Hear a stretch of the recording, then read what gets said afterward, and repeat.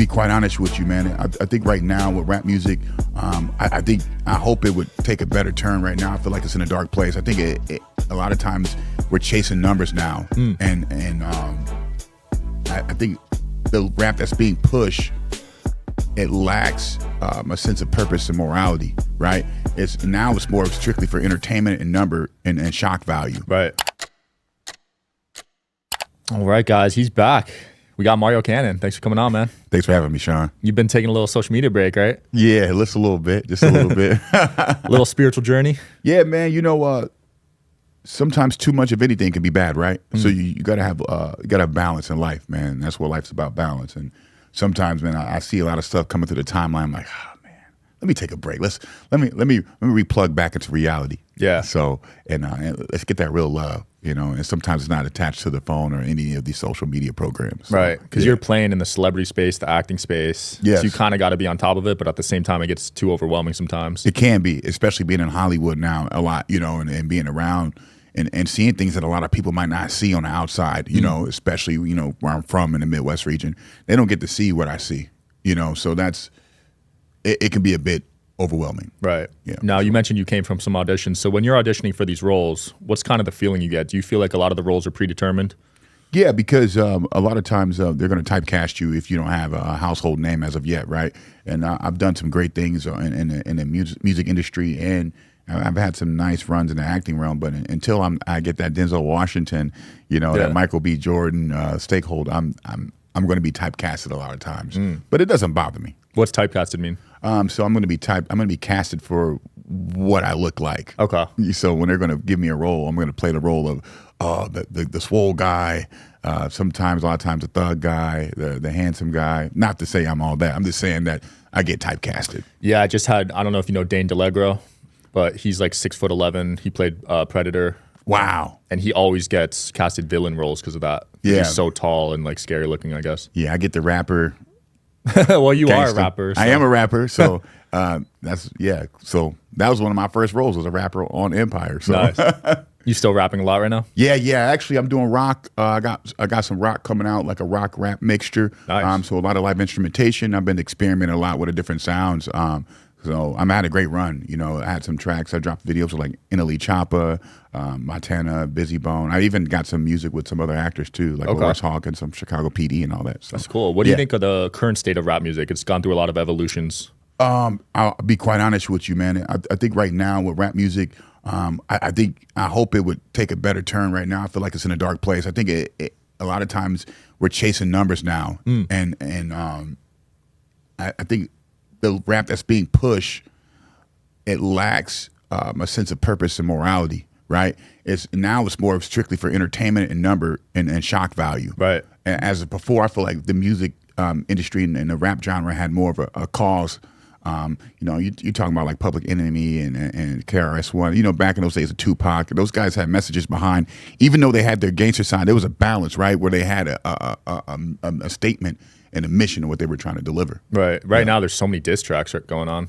It's like WWE right now, right? Yeah. I just saw Chris Brown had one on Quavo. Man, Chris Brown. Hey, I didn't know Chris Brown had it in there like that. That dude was spitting some fire. I don't know, man. Quavo will have to come with something. Come back with something. For real. Because Chris Brown was spitting, and he was spitting, bro. Yeah, he got violated. Bro. I ain't going to hold you. Yeah, he might have to switch genres to rap, man, because he was nice. He was nice.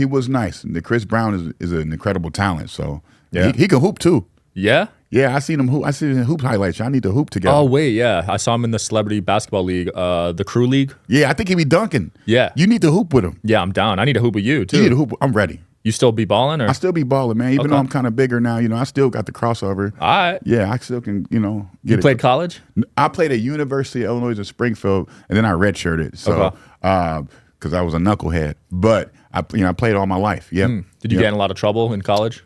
At the beginning, yeah, I did, man. I was just trying to find myself, man. I had one foot in college and one foot in the street. Got it. So where I'm from, it's really easy to get off track and get derailed on from your goals. Yeah. And I didn't realize my potential and talent because I didn't have that influence around me to to show me that, dude, you're great. You can, just stay the course, stay the path. I wanted to be successful. I emulated the guys in the local neighborhoods. I wanted to be like them. Right. So that's all you knew. That's all I knew, man. After high school, it was like, man, I want to be respected and loved in my neighborhood. I wanted the gold teeth and the big rims and stuff. That was my end game. Did you find a mentor during that time that kind of believed in you? Yes, I found multiple mentors from my coaches to just elder men around in my life that kind of like showed me the way, and it was crazy going to school.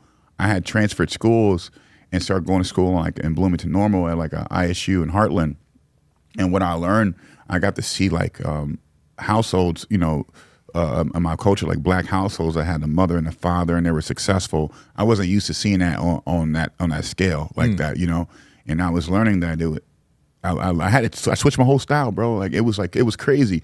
I went from wearing like the street clothes to wearing more fitted stuff, and wow. They were teaching me, the alphas were teaching me, and the fraternities were teaching me how to carry myself as a gentleman.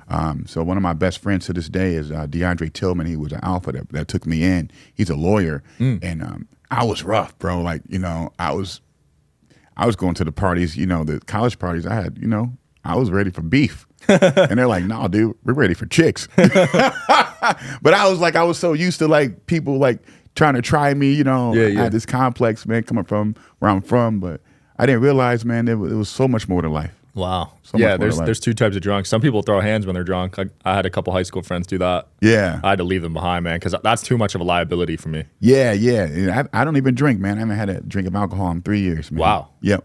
Good for you, man. For sure. That's a big change. Yeah, big change for me, man. Was that because of a health reason or anything specific? I was getting booked for a lot of shows, and a couple of the shows I had major openings like for Fat Joe and 50 Cent.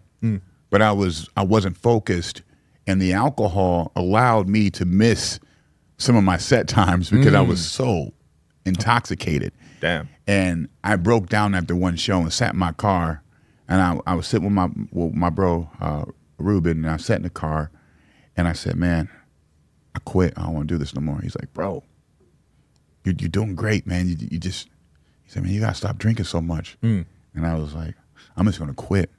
And I just quit. I cold turkey alcohol. They were paying me in alcohol, like they were just giving me bottles and the attention and the sparklers and the women around. And I found myself just really, man, just being just a shallow, empty shell, man. Wow. And once I quit, I got way better at health. Everything started flowing better for me in life. So. And you were living out of your car for a bit, right? Well, so when I was sleeping in my car just to be on set when I was going on Empire. When I first started acting, I would, if I couldn't sleep on my Boiler Works' floor or something, I would just sleep in my car to make sure I made it to set on time. Wow. Just to be a background extra at first. That's crazy. Yeah. So that's how I even got my start, was doing background work, and I would like pull up the set because I'm driving like 2 hours away. So I was trying to time it. And sometimes you just don't want to, they might change the call time to make it earlier. So to avoid that, I would just go on set early and you go into like the secure parking lot, just sleep in my car. Crazy, dude. Yeah. You were willing to do that to get to the next level in life. Just to make $80 for the day. Oh, they only paid you 80? Yeah, and some food. Damn. You were a big deal on Empire though, right? But after that, yeah, I had got promoted after a while. I went from like being a stand-in to actually getting a guest star role on there. Got it. As well. So I ended up playing a character called Charlie Dupree on the final season. So I played like a Lucius lion lookalike. Yeah, so, that's dope, man. Yeah, for sure. And did the business just start booming after that?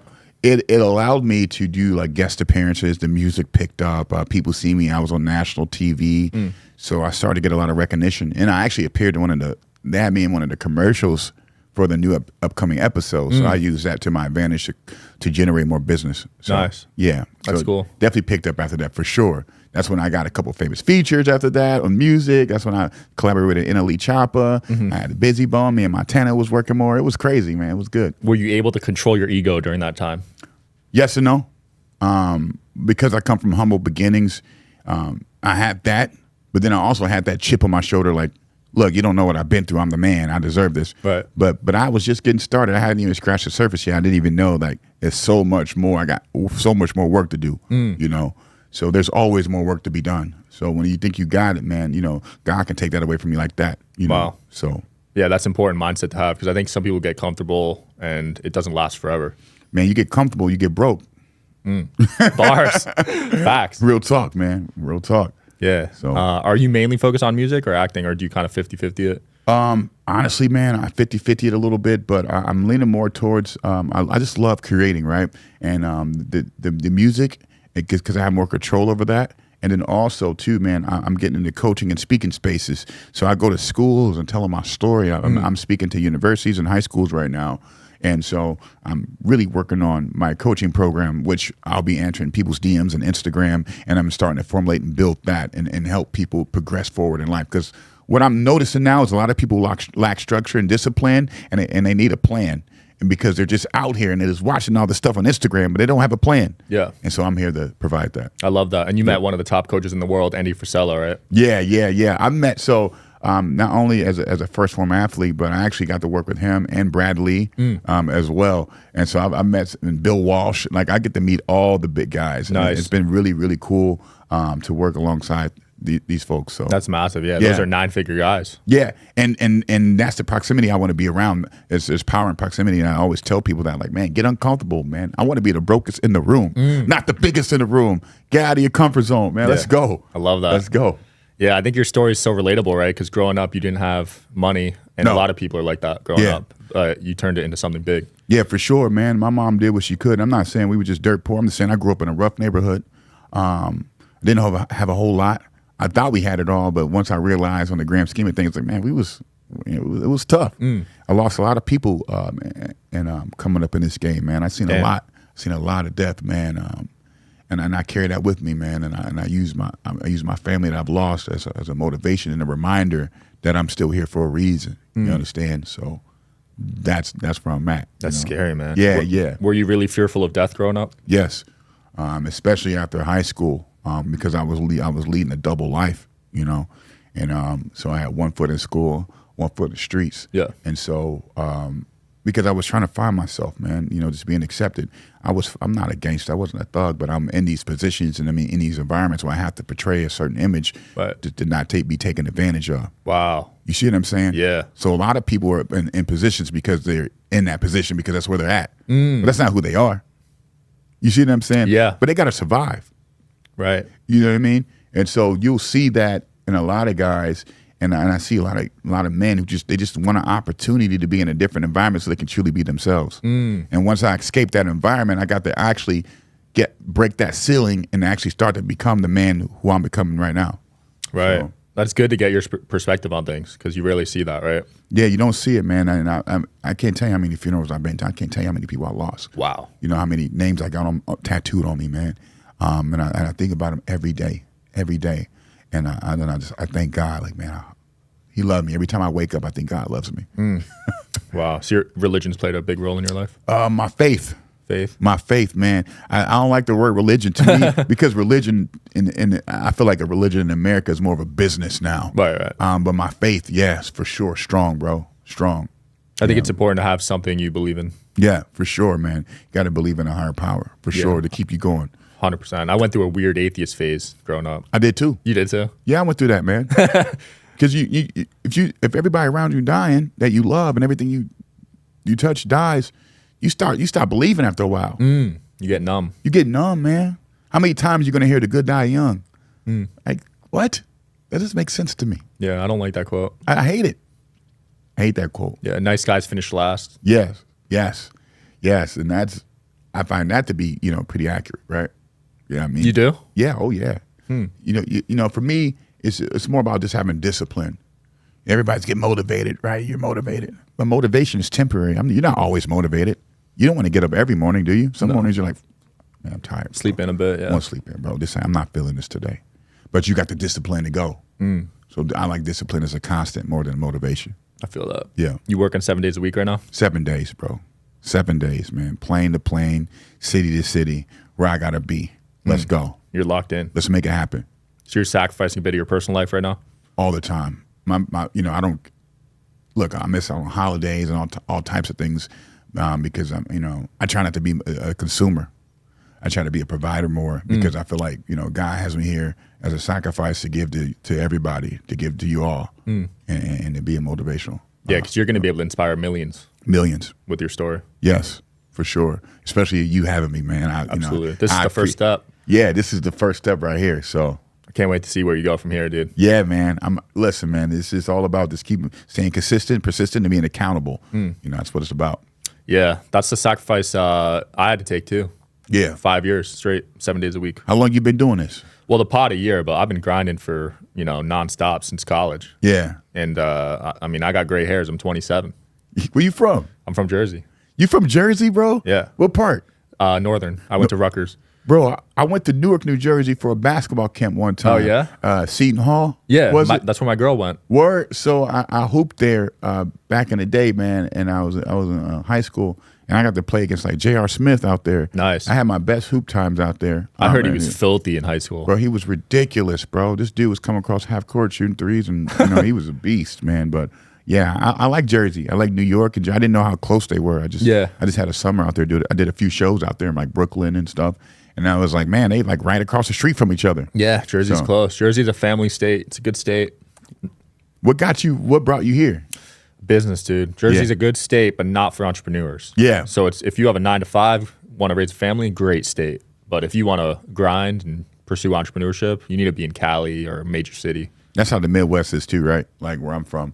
I'm originally from Springfield, Illinois, and right now I'm in a small town, Lincoln. Right now I own a couple of properties and companies, but in order to really be successful, if you're not trying to live, settle down with a family, then you gotta venture out here, out west or bigger metropolitan areas. I feel that. So yeah.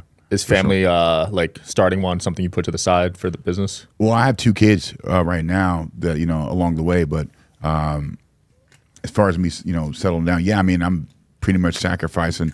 My kids are great. They're in great positions. I have great relationships with my kids, but at the same time, I don't live a sedentary lifestyle. I'm on the road. Yeah. Yeah. And you like that? I love it. It's not for everyone. And I have my days, but I love the challenge of not knowing. I like it. There's no ceiling. There's no ceiling of what you can do. So. For sure, that, man, dude. I'm gonna see you in some big movies one day, aren't I? Yeah, man. I'm actually working. Like I'm currently working right now. I'm writing my own script too. Like I'm doing. I have my hands in a lot of things, man. And the main thing for me right now is I'm finishing up an album. Like I said, my first rock album. So it's got like a rock rap twist to it. And then also, man, just getting into staying in that motivational speaking realm and actually helping people because.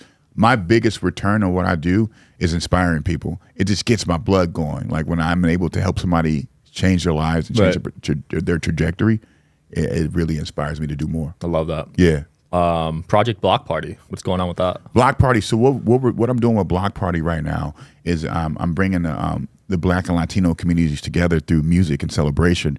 And so I connected with an artist and a producer out in LA, FA and Mario, and me and Mo kind of put together this block party situation where we can bring all cultures together through education in less fortunate communities through music and celebration. So, like when they have city events where they have acts come out, we'll provide different opportunities for people for learning, for job placement, health, and not only make it educational, but then make it fun with the music and games and stuff for the kids and things like that. So we're having a real block party, like bringing that family back together through music. That's why you see the block party music video. You see kids, you see people of all ages, all races and ethnicities and backgrounds, and different social classes all together under one roof, celebrating and dancing. I love that. Yeah. Community is important. Community is very important, bro. Yeah, that's how I decide where I live, actually. Really? Yeah. I like that. Community integration is one thing I learned when I was starting my first business. Yeah. When I house shop, I look at the neighbors, I look at the vibe, I look at the type of people living there, and if I think it's a good community, like that's a major plus. Got to have community, and I had a hard time of finding that in Hollywood, honestly. Like the community, like being in Los Angeles, Hollywood area, and I'm not saying they don't have a community, but I just seen like in that space, I didn't really feel the community. I feel like everybody's like in a rush to try to be famous. Yeah. LA is very much what can I gain out of you type energy. Yes, yes. Especially I would talk to somebody and then, it would be kind of cool. But then if I'm wearing my jewelry or something, or they'll be more amped to speak to me. Like, oh, this dude's got ice on. Or they'll look at me and be like, oh, you are important. You've been on this show and, oh, man, what's up? Dude, that's happened to me so many times. The first is like, you would, I look like this, another swole rapper dude or something, whatever. Yeah. And then you get to talk to me if I have a certain persona or jewelry, or you get to look me up online. Now you really want to be my friend. Super weird. Yeah, I talk to everyone the same way. But yeah, as soon as they ask for the IG, they talk to me completely different. Really? It's really weird. Yeah. Like, I can see that happening with you, Sean. I mean, you should just talk to everyone the same. Doesn't matter if it's the plumber or like your boss. Like, it should be the same. That's not how people talk anymore, man. They're constantly on social media. This stuff's always been pumped in their face, man. And I don't fault them for it, man. I feel like if they're just misled, they're misguided, and that's really why I love the coaching aspect and the motivational speaking, and in helping people with fitness. Like, I want to work with you and help you with the fitness as well, because I know you say you want to be dunking a lot more. Yeah. You're dunking like 40% of the time. I want you dunking 80% of the time. I want to be windmilling on people's heads, bro. You know what I mean? For real, that'd be dope. Pause. Yeah. You could get me there? Huh? You could get me there? I can get you there, bro. Easily. Let's do it, bro. I'm locked in. I'm going to get you. You're going to be looking like, your lady going to be like, man, Sean. I love it. Were you dunking? Well, I don't want to lie and say in cap. I was dunking. I was doing the regular dunk. I did nothing fancy. Throw me an oop, I throw it down. Right? Throw me a one-hander. I probably can dunk pretty well right now because I'm really strong. But you probably only get one out of me because I'm built for running, and I train a little boxing and things like that. But I'm pretty explosive. Like, I still run. I do sprints and things like that. So yeah, I love training. I love. That's fitness. A rare quote right there. Fitness is one of the first key steps to having a better quality of life is health. Because I don't care how much money you make, if your health sucks, you would trade anything for your health, right? Facts. If I told you I'll give you $20 million today, but you won't make it, but you're going to die tomorrow, what would you take? I wouldn't take it. You wouldn't take it, right? So you want to make sure that your health is first, because you can't help anybody if your health's not good. Yeah. No, I'm big on health, and I think it should be I think people assume they don't need to look at it when they're young, but it's important to start early. Very important, man. Health is very important. Number one. Dude, when I got my blood tested, this is a low thing in general in America right now, but testosterone, mine was pretty low. Yeah. And I was 25. Yep. And a lot of that has to do with, what's being programmed in the food. There's so many additives in the food, and it really, really hurts our testosterone right now for men. Yeah. Seriously. I think it's probably at an all-time low right now. It is, by far. Yeah. So we have the same, our grandfathers had higher testosterone than us. Yep. Basically, which is crazy. You can understand why. Our food's more processed. They're pumping so much garbage out. Yeah. And we're just inhaling it. It's like, I know where I live, it's like people want to get full cheap. So the cheaper and fastest way they can get their high from their food, right, they're going to take it. Fast food. Oh, yeah. Yeah. I don't eat any fast food anymore. Oh, yeah. I won't say I don't eat fast food. I don't eat the fast food that the typical American fast food. Like, I'll eat a salad and go, things like that, things of that sort. Yeah. So. I meant the drive-thrus, like all those fast food, like Burger King, Wendy's, McDonald's. Oh, no, that's done deal. You can't eat that stuff. Yeah. We know better than that. But there's this notion that you need money to eat nice, So they go to these places spending $5-10. Yeah. You need discipline to eat nice. That's it. Yeah. You need discipline, not money, discipline. You're sleeping in too long. You're spending too much time on TikTok. You're watching too much Netflix. You're spending too much time lollygagging, man. Let's get it. You can do more. You can do better. Let's have a better grasp on time, and let's utilize that time better so you can have a better quality life.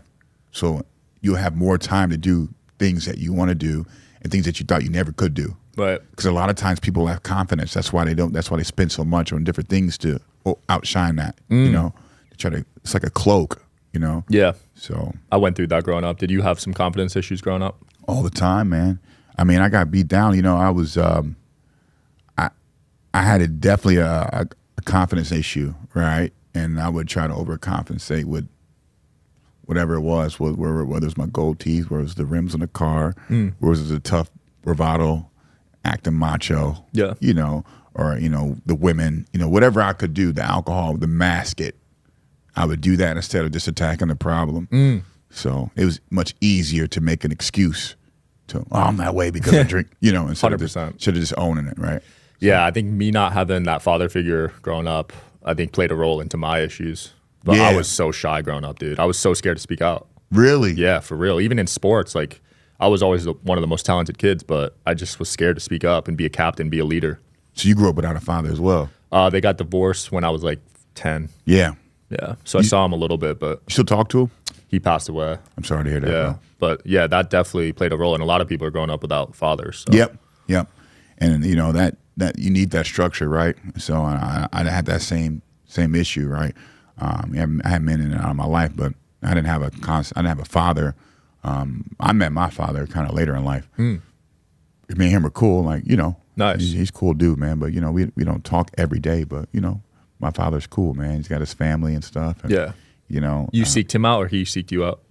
I don't want to lie. It's kind of like mutual.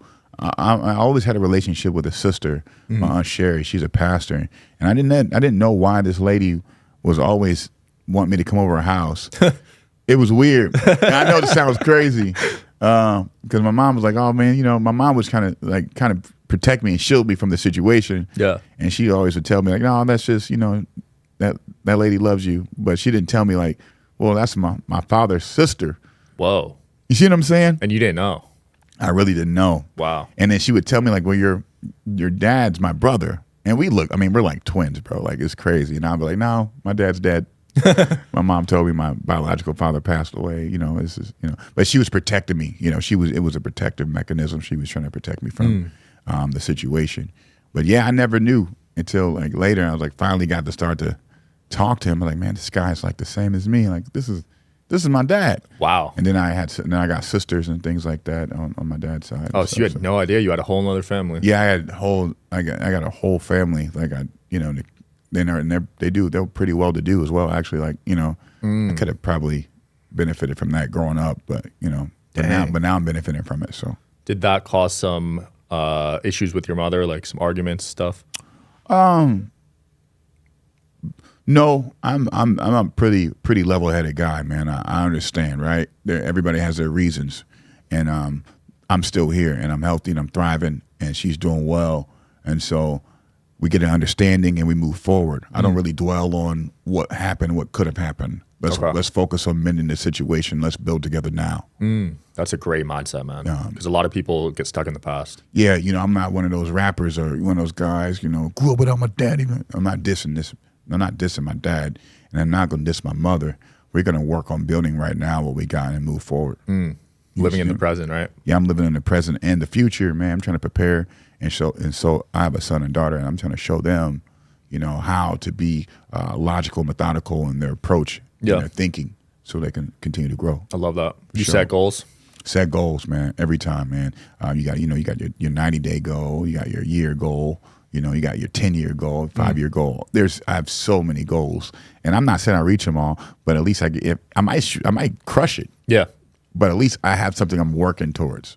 So. I do vision boards every year. Yeah. So I'll put it I'll do a physical one where I do the magazines and stuff, and then I'll have one on my desktop, on my lab, on my computer. And dude, every time I make it, everything on there comes true. Really? Because you're just looking at it every day, like subconsciously, you're picking up on it. And that's strong. The subconscious, like you're visualizing that, you're making it happen. That is super, super powerful, man. Yeah. I really believe in manifesting your reality. 100%. I'm huge on energy, man. Yes, for sure. Yeah. I used to doubt it. Like I used to not even think there was a spiritual side to life, but dude, there is. There is, man. And I thought about, I'm telling you, Sean, man, I lost my brothers, man, to the streets at an early age. I'm watching everybody around me die, bro. Like seriously, and people getting killed left and right. And I really lost my faith and God for a minute. I just thought like, God, why are you letting this happen? Why am I around so much death and murder? What is going on? But I really had to reel myself back in. I was being selfish, and I had to really understand, like, man, I'm blessed every day I wake up. What am I going to do about it? How am I going to make a difference? Not poor me. There's other people who are experiencing way worse. What am I going to do to help and contribute to society in a way that can turn the trajectory and change the trajectory of children that come from homes like me that are in my position or even worse positions. Right. So I love that. What kind of difference am I making? Do you believe everything happens for you, not to you? Everything happens for you. Everything. Nothing. I'm not a victim. I'm a victor. I know that sounds cliche, but you have to really embody that. You have to really feel that in your soul and your heart in order to win, man. I've been through a lot being in Hollywood, you know. I had my beefs and I had people. I've been blackballed plenty of times, man, for just being confident and knowing my purpose, man. But you don't see me crying about it. I keep it moving. I'll check you a little bit, but I'm gonna keep it moving. Yeah. How many of the beefs did you start? I like to say I didn't start any of them. Okay. You know, I wasn't powerful enough to start any of the beefs. You know, I was in a position of trying to grow. So a lot of times, and you know how dark the industry is, man.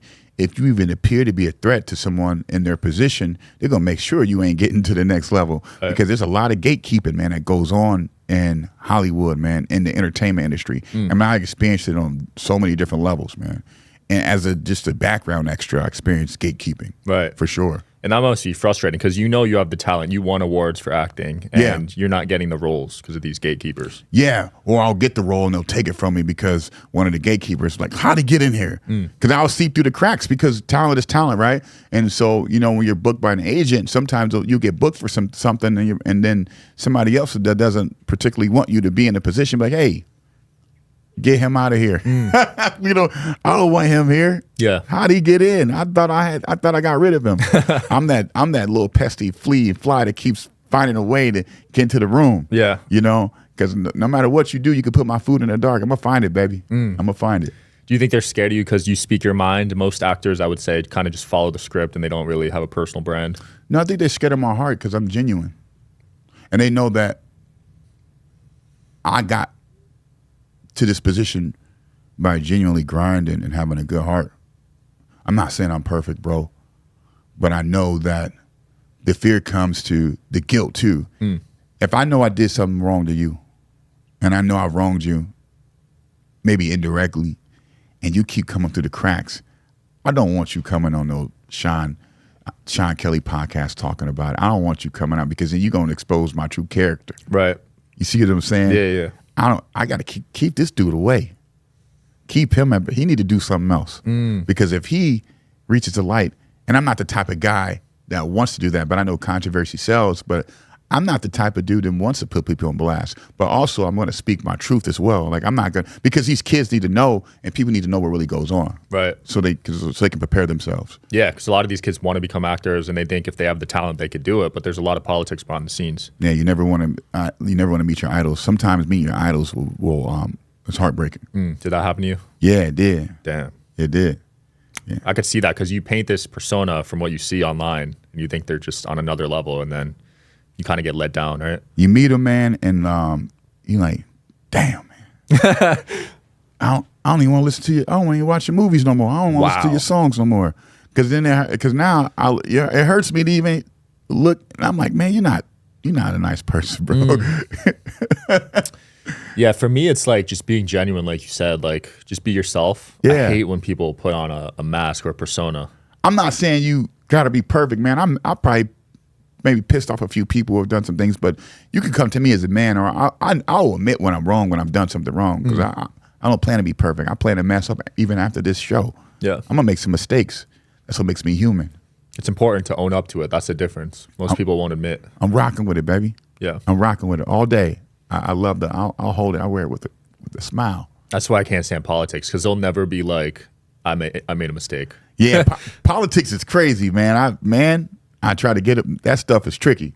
And and where I live in the Midwest, man, they're really big on politics and going back and forth. And they don't know. A lot of people don't really know what's going on because in Hollywood, I see the politics, but I see a lot of it's all about money. And a lot of people think it's about policy and doing the right thing. And a lot of times I see it's about money and control. That's it. 100%. Money. Can you buy your way into a role? I think you can. I think you can. I feel like if you have the right situation, the right backing, the right financial sponsor, for sure, you can get put in position easily. Yeah, for sure. Yeah. It's about who you know and who knows you. Right. If you got the right talent agency representing you, you're paying them that monthly check, they're going to get you some roles. Man, if you got the right bag, anything can happen. Yeah. You know? That goes for any industry, I feel like, too. Anything in the entertainment. Yeah, definitely entertainment. Anything in entertainment. But money talks. Yeah, like rap right now is pay to play. You know, you can see like the hip hop industry, you know, is pay to play. I'm not saying these artists aren't good. I'm saying there's so much talent out there that will never get the chance to display their skills because they don't have the financials or resources to reach the masses. And if the labels can't make money off them, they're not going to push that stuff. They're going to push what's going to move the needle. That's why I like Russ. Because he's going against labels. Russ is a beast, man. Yeah, he was the first guy to really pave his own way in the hip hop space. I feel like independently. Yeah, Russ is a monster, man. You got like a favorite rapper? Favorite rapper, man, is always going to be Tupac Shakur, man. Like Tupac is going to be my favorite rapper. As far as rap I listen to right now, man, I'm all over the place. Like I'll be listening to some rock, some Shinedown, and then I'll just go and listen to some old Tupac. I might listen to some Future. Some Outkast. I listen to everything, man. Like literally everything. I like Outkast. I even like Tory Lanez. I think Tory Lanez is super underrated. He's talented. I think that guy is so talented, man. And it's unfortunate in this situation, man. But I think he's a talented guy, man. I really do. I love his 80s synthwave albums. He's got some bangers. I really enjoy that 80s vibe, man. I'm an 80s guy. Like, I listen to 80s music too. What, man? Come on. Yeah. I got the Spotify playlist. The Cameo, all that disco, man. That's when music was smooth, man. You could feel it. You could feel it. The frequency is just higher, I feel like, in those. Yeah, and they had they had a message. Like, you know, I just learned about the message behind the Gap Band, how they were actually named after the Black Wall Street. They were actually had a political message and how they were trying to call out the impurities of the people in power through song. But You Dropped the Bomb on Me. I just learned that You Dropped the Bomb on Me was about how Black Wall Street was destroyed. And I thought You Dropped the Bomb on Me was about a lady, about a chick, like, oh girl, you know, you dropped the bomb on me. And it's actually a political song. I didn't even know that. Really? I had no idea. But here I am, you know, music is like is a soundtrack to what's going on in a particular time. So if you look at music and you look at what's being pushed, and then you look at what's going on in the communities and the cultures, that's actually what's going on right now. So whatever they're putting out is kind of a reflection of what you're going to see in reality a lot of the times, right? Yeah, now they're rapping about drugs and everybody's doing drugs, mental health and stuff. Yeah, that makes sense. You see what I'm saying? Look at the IQ levels. Like if you're going to dumb down the rap, then a lot of the communities, a lot of the kids are going to dumb down what they're doing, right? Because they're going to emulate. Because music raises our children most of the time. Like social media raises the children right now. IQ level's got to be at an all-time low, right? Yeah. Like, it's crazy, guy, because I speak to kids who will listen to me over their own parents and like, dude, these people are providing food and shelter for you. Yeah. But they want to hear what I got to say because they feel me. They want to be like Mario Cannon. Mario Cannon's got the chains. Mario Cannon's got the fame. Mario Cannon's been on TV. But, but your parents are there for you. They're right now. They're in your household providing for you. Clothing, love. Yeah. They're protecting you. They love you, But we have a responsibility as entertainers to make sure. I feel like we do. We have a responsibility to make sure that we give the youth something to take with them to help them further and have better quality life. 100%. Yeah, I think it's important to listen to your parents, but I think you should also have a mentor like yourself or someone else to get another opinion because your parents are gonna give you advice based off their life. Yeah, for sure, and I agree with that wholeheartedly, Sean. For sure. And they mean well, obviously, but. My parents were immigrants. They thought going to school was like the answer because that's what worked for them. You know what I mean? But that's not the answer these days. The craziest part about it is, speaking of parents, my mom, before I bought Anytime Fitness, when my first business I bought, I had a chance to work at this factory. And she's like, you need to take the factory job because you're guaranteed this much pay, and you're going to get benefits, all this crap, what I'm saying? And I was like, man, Mom, I just want to become a trainer. And then eventually, I ain't gonna have no schedule. I know I'm not guaranteed no pay, but I get my freedom. And she's like, how you gonna pay your bills? And I'm like, I'm gonna figure it out. And then like a year later, I bought the gym. Wow. That's crazy. Isn't that crazy? Yeah. Isn't that crazy? I took a gamble on myself. And so, not that my mom didn't have my best interest because she loves me. My mom's thinking about my security and a constant paycheck because that's what she was taught. That's what she knew. Right. Work hard, pay your bills. That's it. I'm like, no, I want to work hard, pay my bills, help people, motivate. I want to make a change. I want to change the generational curse of us not owning anything. Yeah. You know what I mean? Yeah, it's a new era. It's a new era, bro. I'm on my freedom. Yeah. I think purpose-based businesses are going to be the next big thing. Purpose. I like that. Purpose. Yes. I agree.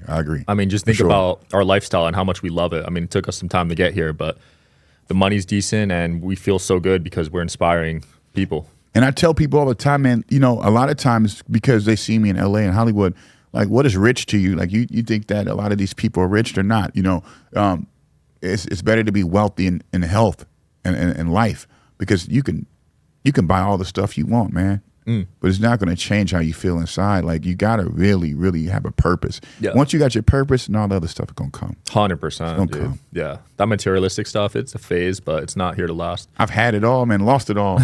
You know, I've been on top of the game. I've been at the bottom of the game, too. You know, I've lost like 3 businesses in 1 year one time. I was like, all right, I'm going to fail. Wow. Yeah, man. You know, I was like, this is it. I'm done. What I'm going to do. I came back out fighting. Love it. So, peaks and valleys, man. Higher highs, lower lows. It's never just like this. Never. You boom, boom. You know what I'm saying? Always. Yeah, man. I mean, the trajectory is crazy, but you got it. One thing that's constant is you keep fighting. Yeah. It's a constant. Yeah, people don't talk about the lows, but it happens to everyone, dude. Every single person. Every person. Yeah. People that say that doesn't happen, I just don't believe it. Nope. I've been there. Yeah. It's never just smooth sailing. Sean, I had a show one time. My car got repoed at my show. Damn. I'm on stage rapping about all this money I got now. I'm big pimping, and, you know, I'm rocking the stage, and I come outside, my car is gone. I had some ladies with me at the time. So I had to tell them my car got stolen. I go, somebody stole my car, man. What's going on? They stole my car. Now they repoed it. Damn. That's crazy, man. I love the honesty, though. I love it. Most people would take that one to the grave, I think. Nah, it happened. It was crazy, man. I remember it like yesterday, man. Downtown was doing a show, and then come outside, car gone. Wow. I was like, man, somebody just stole my car, man. I had to finesse that one. I love it, dude. Yeah, for sure. Dude, what you got going on next, and where can people find you, man? Right now, next, man, I'm getting ready to launch an incredible program, coaching and motivation speaking. I'm going to have a program put together. I'm going to answer all DMs to help people, reach their next level of life and goals financially, their love life, and fitness. I want to help people out with their health, so that's what I got next. And plus a rock album coming alongside of that too. I got a whole band with me now. Your boy spitting over rock beats. All right. But people can find me on Instagram at This Is Canon. So THISISCANON. And I'm answering the DMs. So hit me up. If it goes to the spam, I will comb through that spam, because you know how it is. Yeah. I get so many messages, but they go to spam because Instagram, they're protecting me. Yep. So to speak. So, but yeah, that's what I got going on next, Sean. Cool. We'll link below. Thanks for coming on, man. Can't wait to hoop with you. Man, we're finna get buckets. Let's do it. We getting buckets. Oh yeah. All right, guys. Thanks for watching. Peace.